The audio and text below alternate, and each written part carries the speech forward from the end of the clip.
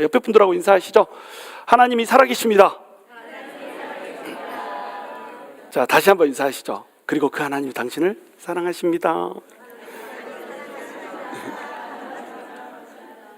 자, 요한복음을 듣는 동안에 여러분이 그 하나님의 사랑을 손으로 만질 수 있었으면 좋겠어요.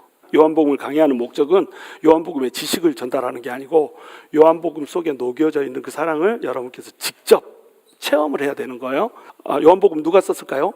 당연히 요한이 썼겠죠. 그러니까 요한복음이겠죠. 사도 요한이 썼습니다. 근데 사도 요한은 어떤 사람이냐? 이 사람이 세베대 아들이에요.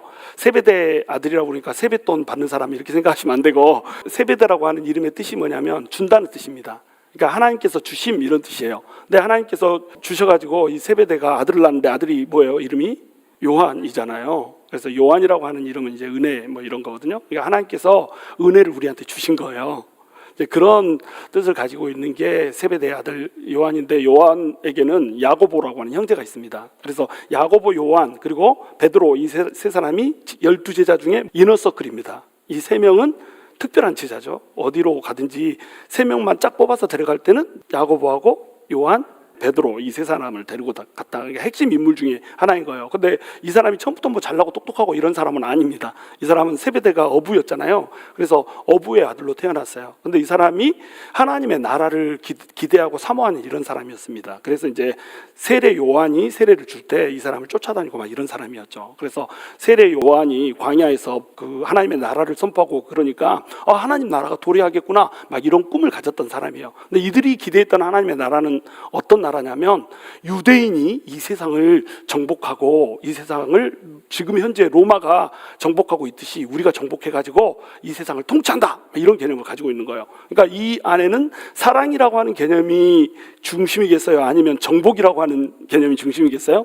정복이라고 하는 개념이 중심입니다. 유대인들이 이 세계를 통치하는 그 하나님의 나라가 임할 것이다, 이런 기대를 갖고 있던 사람이 요한이에요. 근데 그 요한한테 누가 나타나요? 바로 예수님이 나타난 겁니다.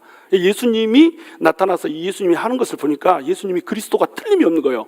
근데 그 그리스도는 어떤 그리스도예요? 정치적인 그리스도인 겁니다. 이 그리스도를 통해서 우리 유대 민족이 온 세상을 통치할 때 나는 영의정을 해야지, 이런 생각을 했던 사람이에요. 청혼의 꿈을 가졌던 이런 사람이죠. 그 안에 사랑이라고 하는 게 없습니다. 뭐가 있어요? 정복욕, 야욕, 한번 해보겠다는 정치욕, 권력욕 이런 것이 있었죠. 근데 요한이 세상을 쫙 살면서 지내보니까는 예수님이 정복하는 주님으로 오시는 줄 알았더니 정복자로 오신 게 아니라 모든 사람들에게 자기를 대속물로 내어주는 희생 제물로 왔더라는 거예요. 예수님은 딱 보니까 전능하신 하나님이 틀림없는데, 세월을 쭉 지나 보니까 그 하나님이 그 능력으로 이 세상을 지배하려고 온 게 아니라 그 능력 가지고 사람들을 구원하려고 왔더라는 것을 깨달은 겁니다. 그 구원이 십자가 위에서 베풀어진 거예요. 그래서 십자가를 통과하고 부활을 통과하고 성령님을 보내주는 걸 통과하고 자기가 직접 예수님처럼 고난의 세월을 통과하는 그 모든 과정들을 거쳐보니까 예수님은 뭐더라? 첫 번째, 전능하신 하나님이더라. 두 번째, 예수님은 어떤 하나님이더라? 사랑의 하나님이더라. 이 두 가지를 깨달은 거예요. 전능하신 하나님이 이 땅 가운데 인간으로 오셔서 십자가를 지고 인간들을 위해서 사랑을 베풀기 위해 죽으셨더라, 이것을 깨달은 겁니다. 그러면서 이걸 깨닫는 순간에 요한의 마음에 뭐가 부어지기 시작해요? 사랑이라고 하는 것이 부어지기 시작하는 겁니다. 원래 요한은 사랑의 사람이 아니었어요. 요한의 별명이 뭐죠? 야고보와 요한의 별명, 저기 써져 있잖아요. 보아노게. 한번 읽어봅니다. 마가복음 3장 17절 시작. 또 세베대의 아들 야고보와 야고보의 형제 요한이니 이 둘에게는 보아노게 곧 우리의 아들이란 이름을 더하셨으며, 이렇게 돼 있죠. 보아노게가 무슨 뜻이냐면 우리의 아들이라는 뜻입니다. 성질이 장난이 아니었어요. 자, 누가복음 9장 54절도 한번 읽어볼게요. 시작. 제자 야고보와 요한이 이를 보고 이르되 주여 우리가 불을 명하여 하늘로부터 내려 저들을 멸하라 하기를 원하시나이까? 사마리아 땅을 예수님하고 같이 예수님의 제자들이 다 통과하고 있습니다. 그런데 사마리아 사람들이 예수님을 받아들이지 않는 거예요. 요한이 화가 났습니다. 어떻게 메시아인데 로마의 압제를 끝내고 이제 우리 유대인들을 이 세상의 통치자로 세울 왕이 왔는데 받아들이지 않을 수 있냐 이거죠. 그래가지고 요한이 뭐라고 얘기하냐면 우리가 불을 명하여 하늘부터 내려 저들을 멸하라 하기를 원하나이까? 예수님한테 이렇게 얘기하고 있어요. 자, 예수님께서 불 내려가지고 저들을 태워 죽이십시오. 이렇게 얘기하지 않습니다. 어떻게 얘기해요?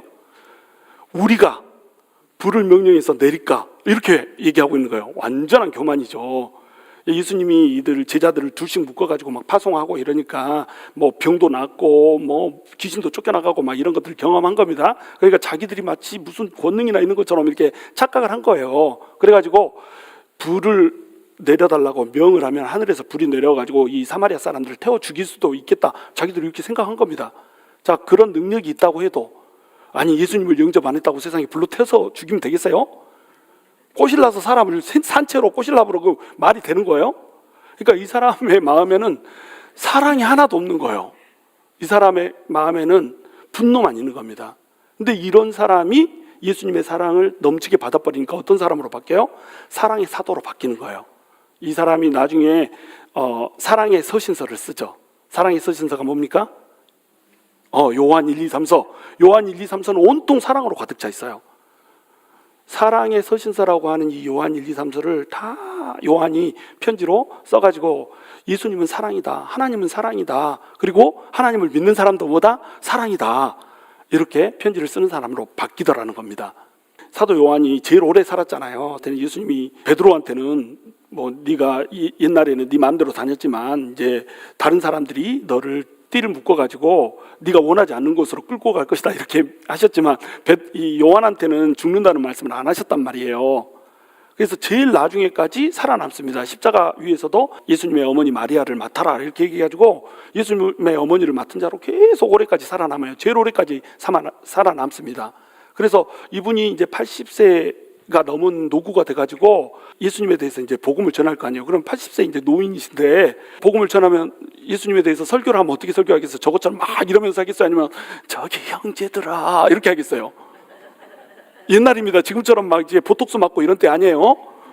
막 피부 땡기고 막 이런 때 아닙니다. 그러면 형제들아 이렇게 하는 겁니다. 그래서 전승회 하면 형제들아 해놓고 나서 하는 설교가 맨날 뭐였냐면 서로 사랑해라 이 설교였어요. 그 설교를 하면 성도들이 별로 막 그 설교를 길게 하지도 않고 그냥 형제들아 사랑해라 이 설교하면 어떻게 해요? 달구똥 같은 눈물을 톡톡 흘리고 이렇게 서로 사랑하고 이렇게 살았다니까요. 왜 그랬을까요? 요한 자체한테서 사랑이 흘러나왔다는 거예요. 요한이 그냥 한편의 설교인 겁니다. 그 사람의 삶이 설교인 거예요. 설교를 삶으로 해놓고 나와서 말로 그냥 하는 겁니다. 한마디, 형제들아 서로 사랑해라. 그럼 어떻게 되겠어요? 사랑할 수밖에 없는 거예요. 사랑인 사람이 와서 사랑하라니까 사랑할 수밖에 없는 거죠. 요한이 이렇게 바뀐 겁니다. 여러분, 사람은 절대 변하지 않는다고 그러잖아요. 맞습니다. 사람은 절대 변하지 않습니다. 그런데 사람이 변하는 순간이 있어요. 언제 변합니까? 예수님을 만날 때 변하는 겁니다. 예수님의 사랑이 채워주면요, 보아노게가 사랑의 사도가 되는 거예요. 저도 사실은 보아노게거든요. 제가 이제 어린 시절이 이렇게 막 그 유복하지가 않았어요. 그래서 어린 시절에 여러분 알만한 분은 다 아시지만 이제 못 들은 분을 위해서 얘기하자면 저희 어머니가 이제 홀로 저희를 키웠습니다. 네 남매를 키웠고 저희 아버지는 일찍 돌아가셨어요. 국가보안법으로. 뭐 국가보안법에 걸릴 일도 아닌데 억울하게 누명을 써가지고 고문에 못 이겨가지고 나중에 알코올 중독으로 돌아가셨거든요. 억울해가지고. 그렇게 돌아가시고 우리 어머니는 혼자서 이제 자식들 키우느라고 가게하고 뭐 술가게 막 이런 거 했는데 맨날 술정하는 이런 사람들이 와가지고 머리채 끄들고 막 이렇게 동네방네 막 끌고 다니다가 뭐 학교 갔다 오면 옷도 찢어놓고 막 이랬더니까요. 그거 보면서 저는 어떻게 했어요? 마음에 분노가 있는 겁니다. 주변 사람들에 대한 분노, 그리고 이 정부에 대한 분노, 세상에 대한 분노, 이루 말할 수 없는 분노들이 이 속에 있는 거예요. 그래서 항상 분노가 있었습니다. 그리고 혈기가 있었고. 그런데 예수님을 딱 만난 거예요. 이 요한복음이 있는데 요한복음에 나중에 십자가에 예수님이 달리는 이런 장면 보면서 진짜로 그 현장에 내가 있는 것 같은 그런 느낌이 막 드는 거예요. 그러면서 저한테도 하나님의 사랑이 임했습니다. 하나님의 사랑이 임하니까 제일 처음에 하나님께서 나한테 하신 작업은 뭐냐면 우리 집을 그렇게 괴롭혔던 사람, 우리 아버지를 이렇게 국가보안법으로 죽게 모함을 해가지고 이렇게 끌려가게 했던 사람, 이런 사람들을 내 마음속에서 용서하는 거였어요. 또 우리 어머니를 힘들게 하는 그것을 힘들게 했던 우리 아버지를 포함해서 동네 사람들, 이런 사람들을 마음속에 막 그 사람들 내가 어떻게 하면 죽일까를 고민했더니까요. 세상에 국민학교 5학년짜리가 어떻게 하면 사람을 죽일지를 연구하고 살았다니까요. 그런 독을 품고 살았었는데 그 독들을 하나님이 다 빼주더라는 거예요. 그래서 저는 제가 사람들을 용서했다는 이유로 나는 사랑이 내 안에 넘치는 사람인 줄 알았어요. 그래가지고 나는 사랑이 넘치는 사람 이렇게 생각하고 살았는데, 요즘 이제 제가 저기 목사가 됐잖아요. 목사가 돼서 말씀을 계속 전하다 보니까, 말씀을 전하면 어떻게 돼요? 연구가 깊어지고 말씀이 막 먼저 말씀을 전하면 내가 먼저 말씀을 듣게 되잖아요. 내가 했던 사랑이 아닌 거예요. 하나님이 내 안에다 사랑을 부어주기 시작하는데, 과거에 예수를 믿는다고 하면서 하나님을 사랑한다고 하면서 내가 했던 행위들이 사랑의 행위가 아닌 거예요. 제가 우리 집 강아지 얘기를 자주 하잖아요. 우리 집 강아지 있기 전에 꽁지라고 하는 그 비글 강아지를 하나 키웠었어요. 그 걔도 내가 사랑한다고 사랑했거든요. 근데 걔를 어떻게 사랑하는지를 몰랐습니다. 이거 창피해서 내가 얘기를 안 하려다가 내 실체를 좀 오늘 밝혀야겠다 해서 이제 얘기하는 거예요. 산책도 제대로 안 시켜줬습니다. 학교 갔다 오고 뭐 이러면, 유학생 때니까 갔다 오고 그러면 얘가 혼자 집안에 갇혀 있고 이러니까 어떻게 있어요? 똥오줌 못 가리고 막 싸놓을 거 아니에요. 그러면은 타일 바닥에다 안 싸고 카페트에다가 쌌다고. 걔를 내가 얼마나 학대를 때렸어. 그래요, 때렸어요. 그래가지고 안 맞으려고 막 숨고 그런데 그거 끄지보다 내가 때리고 막 이랬습니다. 그렇게 못된 놈이 저였어요.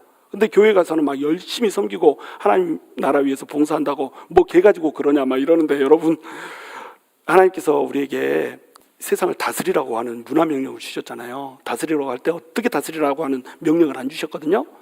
왜냐하면 하나님의 형상을 우리한테 창조할 때 심어놨기 때문에, 동물들도 짐승들도 다스릴 때 우리는 어떻게 다스려야 되냐면 사랑으로 다스려야 되거든요.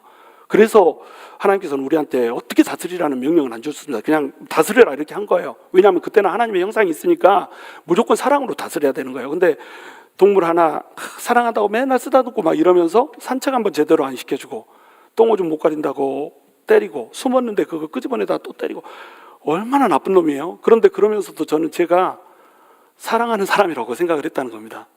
그러니까 저는 열심히 하나님을 위해서 사랑한다고 고백을 했는데 사실은 사랑이 뭔지를 몰랐던 거예요. 더 심한 고백을 합니다. 오늘 내가 저기 실컷 울고 왔어요. 회개하고 울고 와서 오늘은 안 울 거야. 여기서는 안 울 거예요. 우리가 토요일만 되면은 전도를 한다고 사람들을 식사 초대를 해가지고 이렇게 했었거든요. 매주 토요일이면 전도한다고 식사 초대를 했습니다. 여러분이 지금 막 열심히 섬기시는 분들 있죠? 저하고 비교하지 마세요. 나 때는 말이에요. 저는 정말로 일반 목회자들보다도 훨씬 더 열심히 섬겼습니다. 근데 토요일 날 이제 전도한다고 초대를 하면 식사는 누가 준비할까요? 이보현 사모가 준비합니다. 나는 백큐 하나 해놓고 백큐 맺는 좋은 남편으로 내가 착각을 했다니까요. 그래가지고 매주 토요일 날 이제 음식을 준비하고, 그리고 초대해 놓으면은 말씀은 누가 전해요? 내가 막 간증하고 막 따발따발 간증하고, 그러면 사람들 은혜 받았다고 막 울고 예수 믿고 막 이래요. 그래서 열매도 많고 막 이랬습니다. 그래서 예수님의 사랑에 대해서 막 폭발적으로 전도하고 막 이랬어요. 근데 이보현 사모는 매일 그걸 하니까 힘들겠어요? 안 힘들겠어요? 너무 힘든 겁니다. 그래서 잠깐 쉬었다 하면 안 될까? 이렇게 얘기하면 제가 뭐라는지 아세요? 쉬는 것은 무덤에 가서도 충분히 쉴 수 있다. 이렇게 내가 얘기를 한 거예요. 또 우리 단둘이 여행 가본 적이 한 번도 없지 않냐. 우리 둘이 한번 여행 가보자. 우리는 신혼여행도 하나님한테 신혼여행 바쳤거든요. 한 번밖에 없는 신혼여행 하나님한테 바치자 그래가지고 신혼여행 비용 들어갈 거를 하나님한테 이제 건축원금으로 드리고, 우리는 신혼여행을 가족여행으로 갔어요. 양가 부모님들 언제 만날지 모르니까 우리는 미국으로 유학 갈 거니까 부모님들 모시고 가자 그래. 그리고 양가 부모님을 모시고 이렇게 제주도로 신혼여행을 갔어요. 그러니까 둘이 여행을 가본 적이 없는 겁니다. 부모님 모시고 가본 적은 있지만. 그러니까는 우리 둘만 한번 여행 가면 안 될까 그러는데 제가 뭐라는지 아세요? 천국에 가면 여기보다 좋은 데가 훨씬 많어. 뭔 여행이요? 그런 시간이 우리가 어디 있어? 영혼들이 다 죽어가는데. 이러고 있었던 겁니다. 그리고 또 이보현 사모가 저기 너무 힘들어서 조금 쉬었다 하고 싶다. 내가 지금 거의 죽을 지경이다 이렇게 얘기하면 제가 어떻게 하는지 아세요? 하나님의 나라를 위해서 섬기고 일하는데 이것이 힘들다고 하면 이것은 속에 마귀가 차 있는 거다. 그래가지고 저 안수기도를 했어요. 힘들다고 그런 사람한테 손 얹고 하나님의 나라를 가로막는 더러운 마귀야 떠나라. 그러면 이분 사모 그냥 머리 대놓고 안수받고 막 이랬어요. 그래 놓고 나는 하나님을 위해서 열심히 섬기니까 하나님을 사랑한다라고 생각했거든요. 여러분 그게 사랑이었을까요? 사랑하는 거 맞습니다. 제가 하나님 사랑했어요. 근데 저한테 채워져 있는 사랑은 어떤 사랑이었냐면 발목까지 차이는 사랑이었던 거예요. 거기서 천번천번 뛰어다니면서 막 물 뿌리면서 와 나는 하나님 정말 사랑해 그러고 물 뿌리고 이렇게 했던 겁니다.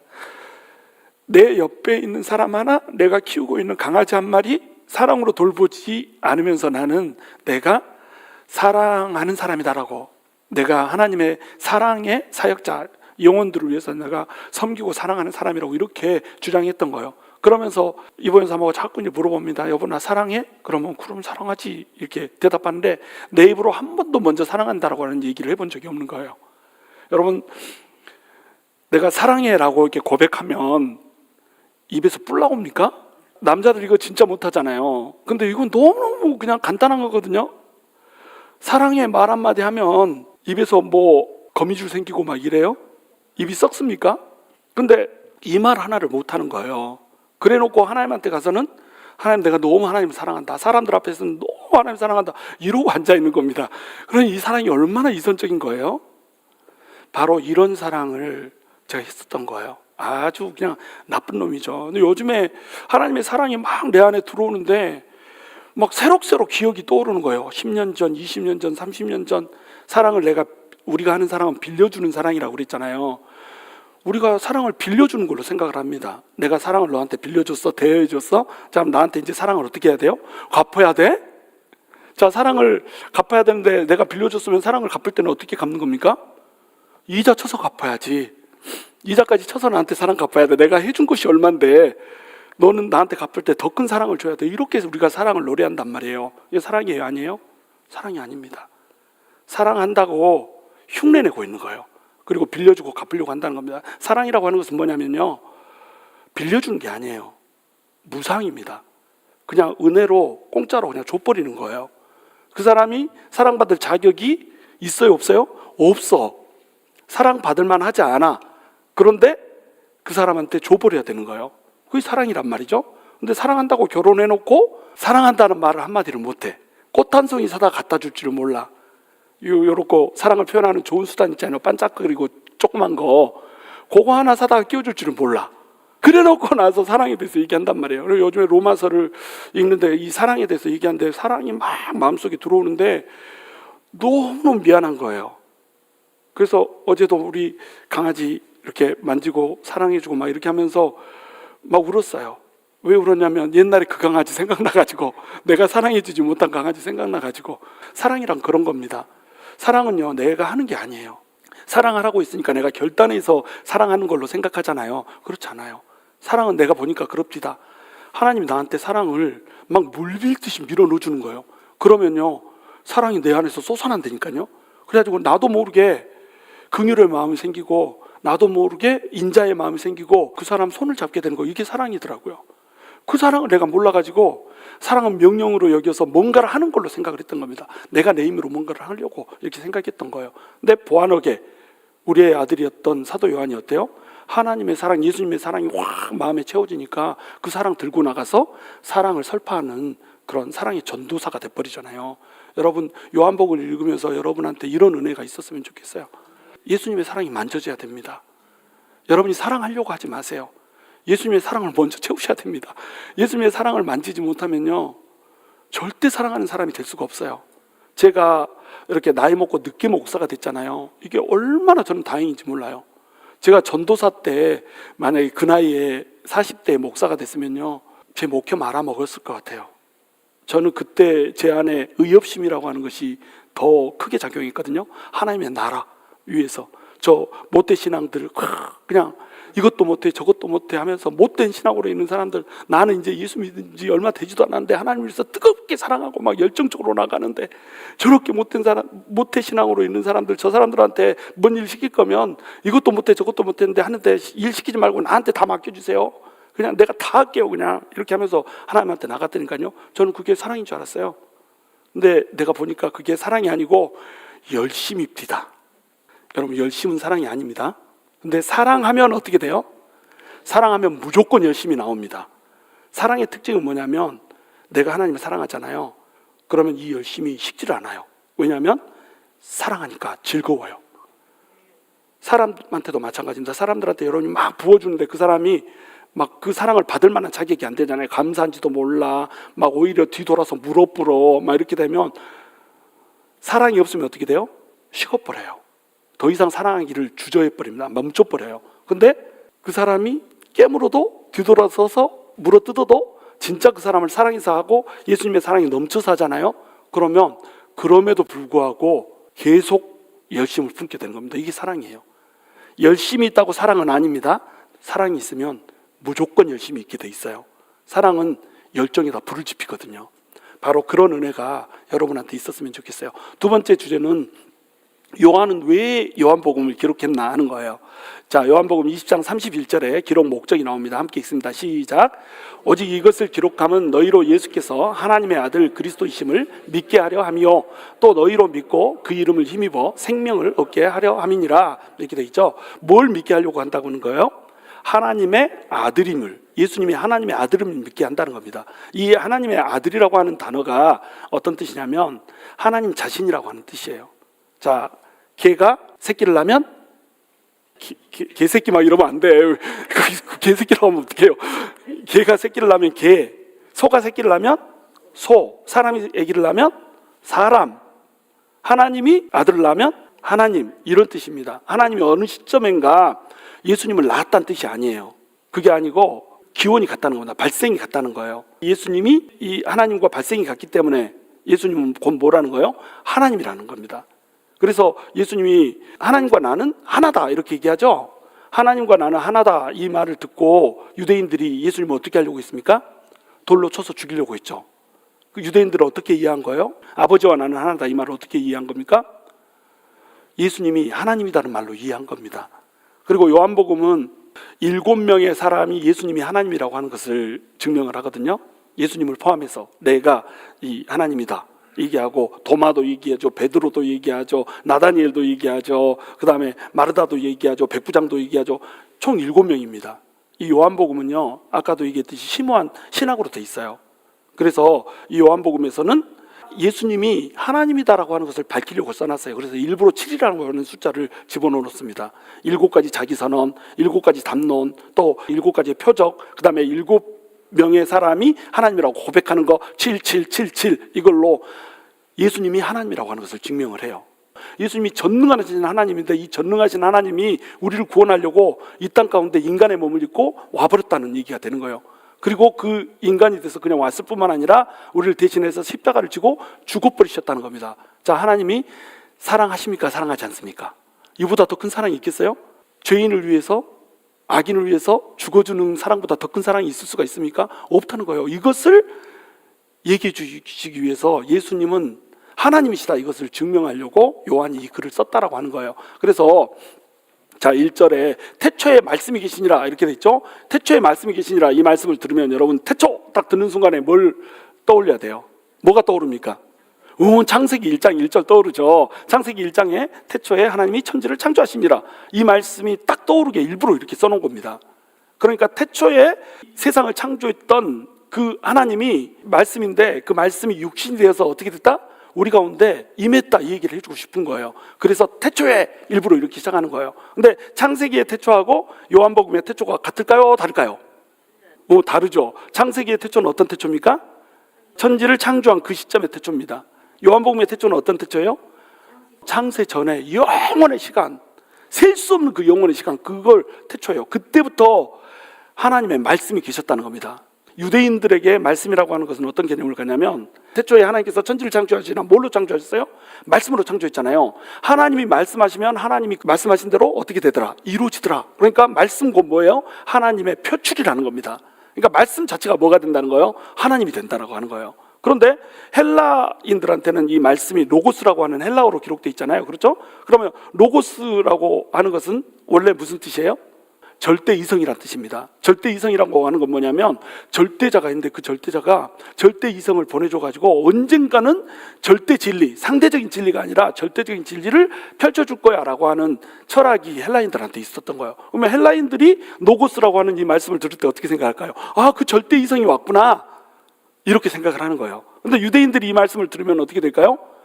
그 하나님의 말씀, 하나님의 그 표현 자체가, 표출 자체가 우리한테 왔구나. 유대인들한테도, 헬라인들한테도. 예수님은 뭐가 되는 거예요?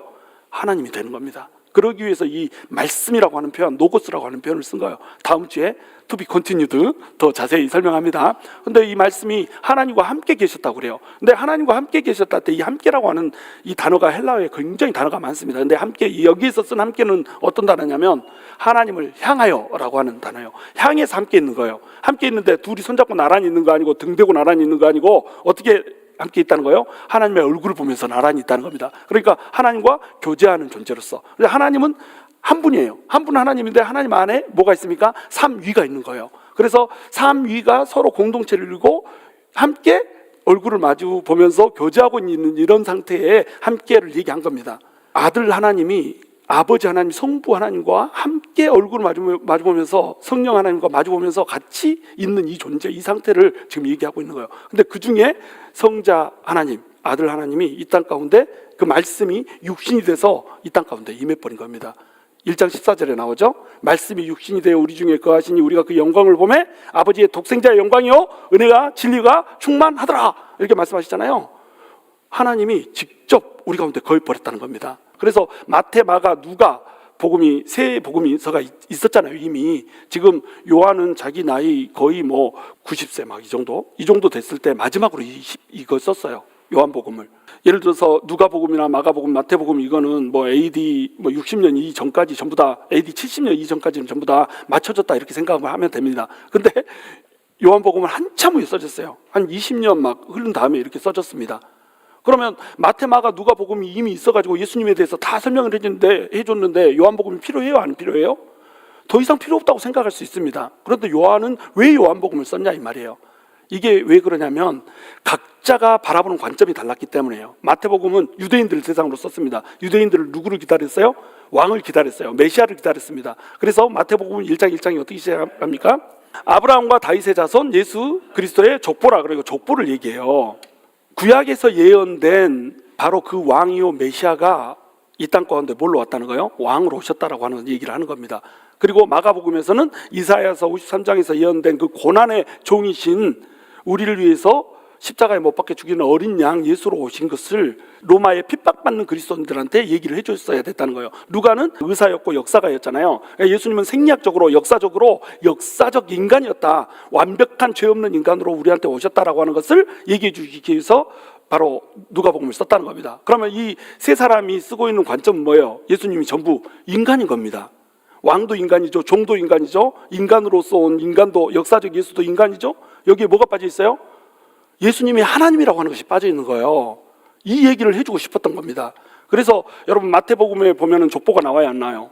족보가 나오죠. 왕의 족보 나옵니다. 아브라함과 다윗의 자손 예수 그리스도의 족보라. 그리고 나와서 아브라함의 자손이요 또 누구의 자손? 다윗의 자손, 왕의 족보가 나와요. 근데 누가복음에 족보가 나와야 안 나와요? 나오죠.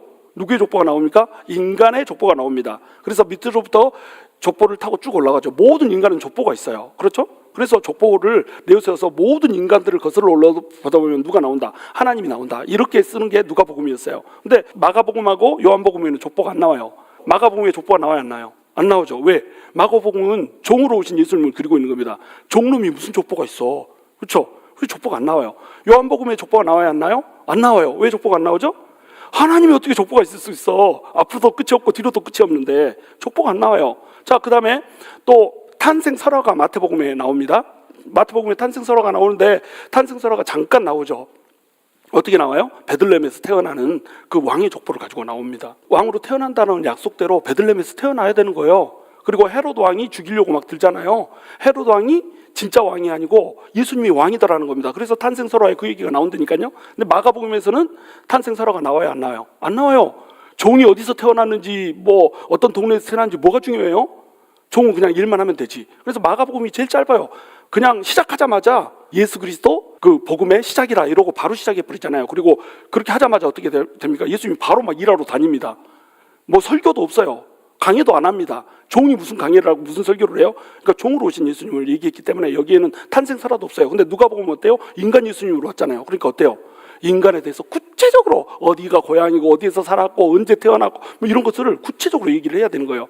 그래서 탄생설화가 누가복음에 나오죠. 근데 요한복음에는 나와야 안 나와요? 하나님 무슨 탄생설화가 있어요? 하나님인데. 그래서 요한은 마태, 마가, 누가 이 복음서를 공간복음이라고 해요. 관점이 같다는 겁니다. 인간으로 봤어요. 근데 요한복음에서는 예수님을 뭘로 봤다?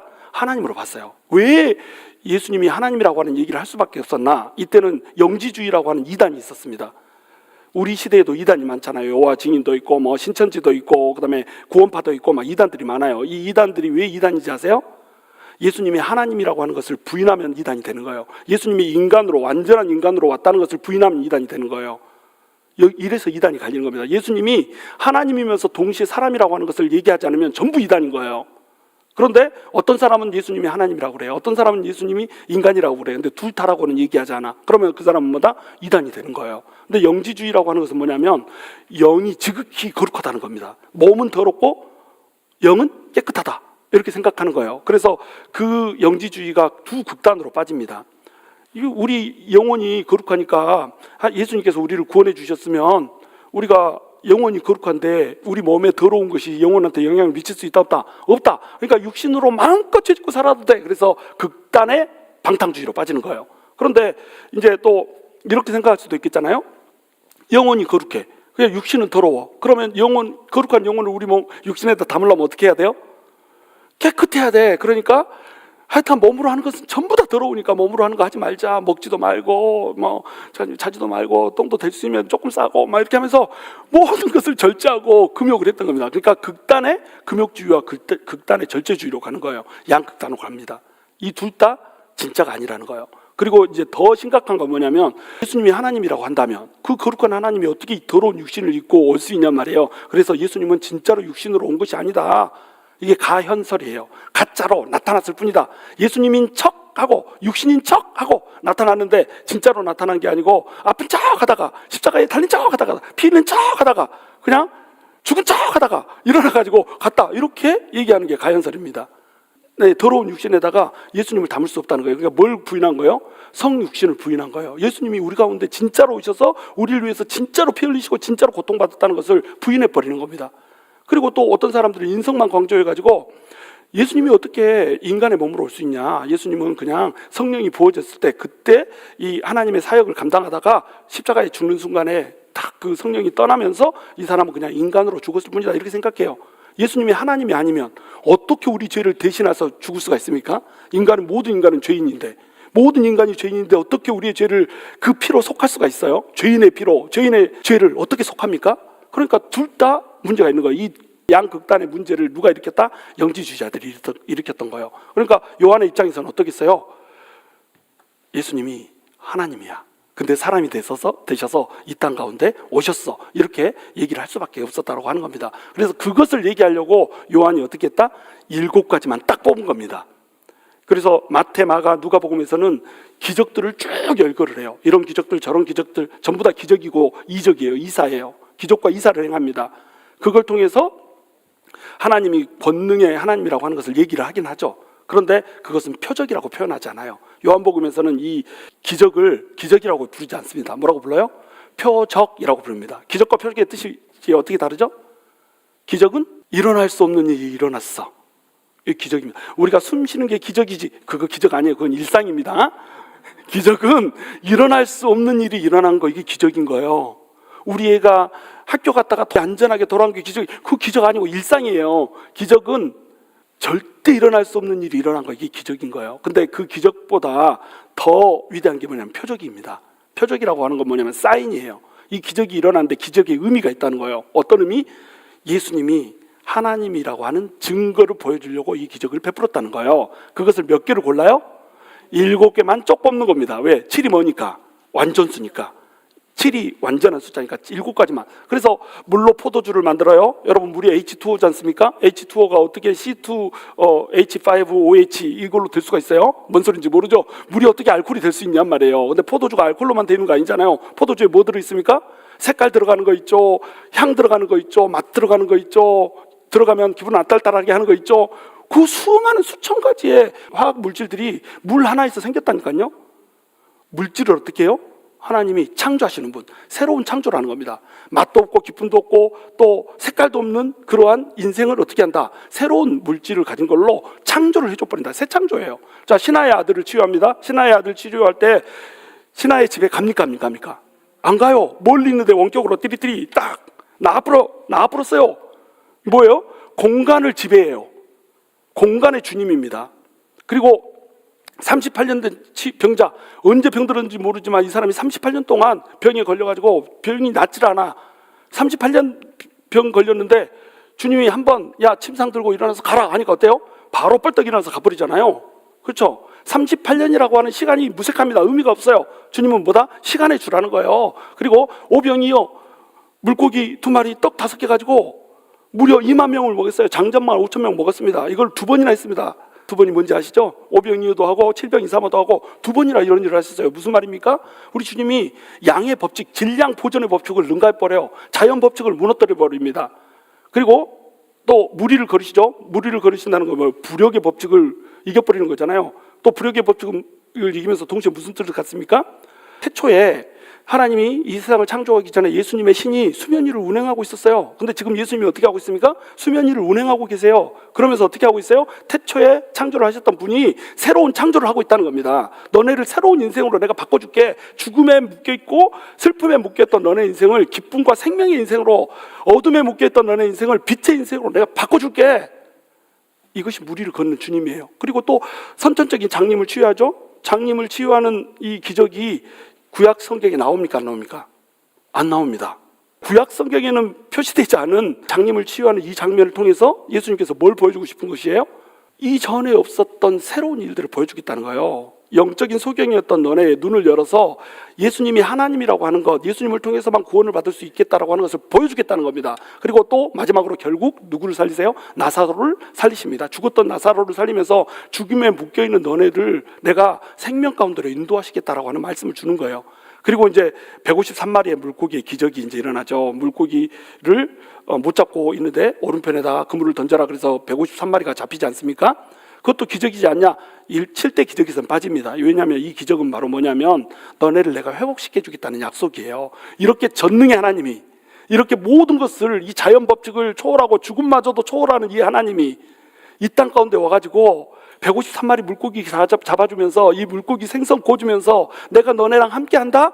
라고 하는 사랑의 하나님으로 접근하고 있다는 기적을 보여주려고 뭘 했다는 거예요? 153마리 물고기를 잡게 해주셨다는 겁니다. 자, 그리고 요한복음에 7가지의 자기선언이 나옵니다. 7가지의 자기선언은 뭐냐면 나는 누구다 라고 하는 표현을 7가지만 쫙 뽑아서 얘기하는 거예요. 나는 생명의 떡이다, 세상의 빛이다, 양의 문이다 쭉 얘기를 해서 7가지 자기선언을 합니다. 이것을 이제 헬라어로는 에고, 에미 이렇게 불러요. 영어로는 I am 이런 뜻이에요. 근데 이것이 뭐냐면 바로 내가 여호와다 이 얘기하는 겁니다. 하나님이 이 세상을 창조했어요. 세상을 창조하고 하나님과 사람이 서로 사랑하는 존재로 이렇게 살도록 원하셨습니다. 근데 사람이 어떻게 해버리죠? 하나님을 떠나버렸어요. 하나님을 떠났으니까, 하나님을 배신했으니까 이 사람은 어떻게 돼야 됩니까? 죄를 지었으니까 죽어야죠. 근데 하나님께서 어떻게 하시냐면 언약을 줘버리세요. 내가 너네를 회복시킬 거야. 너네 잃어버린 에덴을 내가 다시 돌려줄 거야. 너네 잃어버린 기쁨을 내가 다시 줄 거야. 잃어버린 생명을 다시 줄 거야. 이 언약을 주는 겁니다. 이 언약을 주려고 하나님께서 죄인들을 찾아오세요. 그래가지고 이름을 하나 주는데 그 이름이 뭐예요? 여호와라고 하는 이름입니다. 모세가 야 너 가서 이스라엘 백성들 구해라, 출애굽시켜라 막 이렇게 하니까 뭐라고 합니까? 아니 내가 누구간데 내가 데리고 가서 이스라엘 백성들을 데리고 출애굽을 하겠습니까? 사람들이 누가 와서 너한테 말하더냐 물어보면 내가 뭐라고 답하니까? 그러니까 하나님이 자기 이름을 가르쳐주죠. 이름이 뭡니까? 이렇게 물어보니까 뭐라고 가르쳐줘요?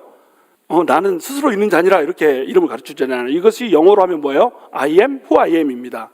이 I am이라고 하는 단어가 에으아라고 하는 단어예요. 에으아, I am 이것을 히브리어로 하면 에으아 이렇게 되는 겁니다. 이 앞자를 따면 뭐가 되는지 아세요? 야훼, 여호와가 되는 거예요. 에으아, 야훼 되게 비슷하죠? 그래서 주어진 이름이 야훼입니다. 그러니까 야훼, 여호와라고 하는 이름의 뜻은 뭐냐면 I am 이 뜻이에요. I am who I am, 나는 나다 이거예요. 그런데 예수님이 오셔가지고 나는 무엇이다, 나는 무엇이다 그러면 뭐가 들어가요? 앞에 에고, 에이미, 나는 I am, I am, I am, I am 7번이나 들어가요. 이거 무슨 얘기하고 있습니까? 내가 구약시대에 너네를 사랑해주기로, 죄인임에도 불구하고 사랑해주기로, 그래서 구원해주기로, 헷세드를 베풀어주기로 약속했던 그 여호와다, 이 얘기하는 겁니다. 예수님 뭐예요? 여호와예요. 그래서 예수님한테 이름을 주는데, 예수라고 하는 구원자라고 하는 이름을 주면서 동시에 어떤 이름을 줍니까? 임마누엘이라고 하는 이름을 주는 거예요. 임마누엘의 뜻이 뭡니까? 하나님이 우리 중에 계시다, 이런 뜻이죠. 여호와의 이름이 뜻이 뭡니까? 절대자인 하나님, 전능하신 하나님, 그 하나님이 어떻게 하셨다? 이 땅 가운데로 오셨다는 거예요. 그래서 나는 나다라고 하는 이름을 준 겁니다. 나는 나다라고 하는 이름에 무슨 뜻이 있어요? 너네는 스스로 있는 자가 아니라 나의 피조물들이야. 모든 세상은 하나님의 피조물입니다. 그런데 하나님 한 분만이 나는 스스로 있는 자인 거예요. 누구도 하나님을 창조하지 않았습니다. 영원부터 영원까지 하나님이 계시는 분이세요. 그 하나님이 시간을 창조하셨죠. 그 하나님이 공간을 창조하셨죠. 시간에 주고 공간에 주고 어디에나 계시죠. 무소부지하시죠. 영원불변하시죠. 어제나 오늘이나 동일하시죠. 그분이 바로 우리 하나님이라는 거예요. 그런데 그 하나님이 육신을 입고 이 세상 가운데 왔다는 겁니다. 뭘로요? 예수 그리스도로. 예수님이 우리 가운데 왜 오셨습니까? 우리 죄를 속해주려고 왔다라는 겁니다. 우리 죄를 대신해서 죽어주려고 오셨다는 거 하는 거예요. 절대자, 전능자이신 하나님이 사랑의 하나님으로 우리 가운데 훅 내려오셨다는 거예요. 요한복음 1장 14절 함께 같이 읽습니다. 시작. 말씀이 육신이 되어 우리 가운데 거하심에 우리가 그의 영광을 보니 아버지의 독생자의 영광이요 은혜와 진리가 충만하더라. 자, 말씀이 육신이 돼서 어떻게 했다는 거예요? 우리 가운데 거하셨다고 얘기하죠. 이 거하신 게 뭐냐면 쉐카이나의 영광인 겁니다. 하나님의 영광이 우리 가운데로 들어와 버렸어요. 구약에서는 어떻게 했죠? 성막이라고 하는 거, 성전이라고 하는 거 세워놓고 지성소에 하나님이 거하셨습니다. 쉐카이나의 영광이죠. 그 예표대로 하나님께서 이 땅 가운데 거하셨는데 어떤 모습으로 거하셨어요? 예수 그리스도의 모습으로 거하셨다는 겁니다. 그러니까 예수님은 여호와죠. 어떤 여호와입니까? 바로 전능의 하나님이 우리 가운데 사랑을 품고 온 사랑의 여호와가 되는 거예요. 그렇게 구약의 여호와와 신약의 예수님은 함께 만나고 계시는 겁니다.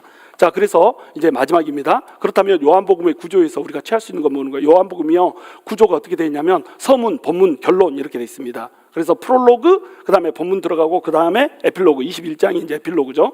마지막 결론이 되는 거예요. 자, 서문에서는 뭘 얘기하냐면 방금 제가 얘기한 것을 설명해 주는 겁니다.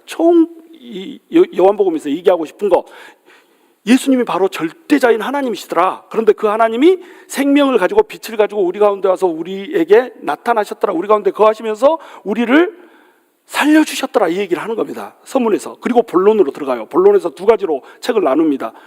1장 그러니까 18절 이후죠. 여기서부터 12장까지 표적을 행하신 전능의 하나님에 대해서 얘기해요. 7가지 표적 얘기한다고 그랬죠. 예수님이 하나님일 수밖에 없는 표적, 사인들을 얘기해 놓은 겁니다. 그래서 7가지 표적이 나오는 거예요. 예수님이 전능하신 하나님이다, 이 얘기를 해놓고 나서 예수님이 전능하신 하나님이시면 뭐합니까? 엘로힘이면 뭐 하세요? 이분이 여호와가 돼서 우리한테 와야 되잖아요. 그 얘기를 어디서 해주냐면 바로 영광의 책에서 얘기하는 겁니다. 13장에서 20장까지는 예수님이 십자가를 향해서 걸어가는 길, 그리고 십자가를 지고 죽는 것을 얘기하는 거예요. 그런데 여러분, 십자가를 향해서 걸어가요. 십자가는 순환이죠. 십자가는 저주죠. 그런데 이 저주의 십자가, 순환의 십자가, 고난의 십자가를 요한은 뭐라고 표현하고 있어요? 영광이라고 표현하고 있는 겁니다. 십자가를 지는 것을 뭘로 표현한다고요? 영광이라고 표현해요. 그래서 이걸 영광의 책이라고 부르거든요. 죽고 부활해서 영광이 아니에요. 십자가를 지는 것 그 자체가 영광이라는 겁니다. 왜 그래요? 하나님께서 죄인들한테 내가 너네를 사랑해 줄 거야, 너네의 모든 슬픔을 내가 다시 기쁨으로 전환해 줄 거야, 너네 어두움을, 너네 죽음을 빛과 생명으로 내가 전환해 줄 거야 라고 하는 약속을 주셨는데, 이 약속을 이루시기 위해서 예수님께서 이 땅 가운데 오셨다는 겁니다. 그리고 십자가를 지고 죽으셨다는 거예요. 그 헤세드, 약속된 헤세드, 약속된 변하지 않는 사랑, 영원한 사랑, 쫓아다니면서 주는 그 사랑을 십자가 위에서 예수님이 어떻게 하셨다는 거예요? 이루어 버렸다는 겁니다. 그러니까 이게 영광이 되는 거예요. 하나님의 뜻이 이루어져 버렸거든요.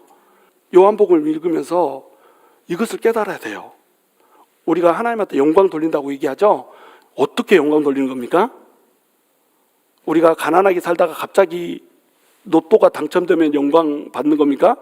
우리가 무명의 영화 배우였다가 갑자기 막 뜬 영화 배우가 되면 아름다운 밤에요 말하면서 영광을 하나님께 돌립니다. 이거 좋은 영광이죠. 근데 이렇다고 영광이 되는 겁니까? 그렇지 않아요. 영광은 언제 영광이 되냐면요, 우리 상황이 힘들고 어렵다 할지라도, 우리 상황이 십자가를 지는 것 같은 고통의 연속이라고 할지라도 내 옆에 있는 사람 하나를 사랑해 주는 것, 내가 키우고 있는 강아지 하나를 사랑해 주는 것, 내 아내를 사랑받을 만한 자격이 없다 생각된다 할지라도 맨날 앵종그리면서 앵앵앵 막 이렇게 하고 삐지고 막 나 삐졌다 막 이러면서 엉덩이 삐죽삐죽 걸어대고 이런 한이 있다고 할지라도 여전히 변함없이 사랑해주는 그거 하나로 어떻게 해요? 하나님한테 영광이 된다니까요. 영광은 십자가를 통해서 베풀어 주는 거였습니다. 이 영광을 여러분이 살아야 되는 거예요. 여러분이 사랑할 때 하나님은 영광 받으십니다. 그것이 우리의 삶 가운데 펼쳐지는 거, 이것이 요한복음을 강의하는 목적이에요. 여러분, 요한복음을 강의하는 동안에 빠지지 마십시오. 혹시라도 어디 출타해야 되면 반드시 다시 들으십시오. 한 번 듣지 마시고 두 번, 세 번 반복해서 들으세요. 그래서 하나님의 사랑이 여러분 속에 막 쏟아부어져야 되는 겁니다. 그래서 여러분 안에서도 사랑이 막 솟아 올라야 되는 거예요. 그럴 때 하나님 영광 받으시고 그것이 여러분 삶의 영광이 된다고 하는 것, 이런 은혜가 저와 여러분의 삶 가운데 넘치게 되기를 주님의 이름으로 축원합니다.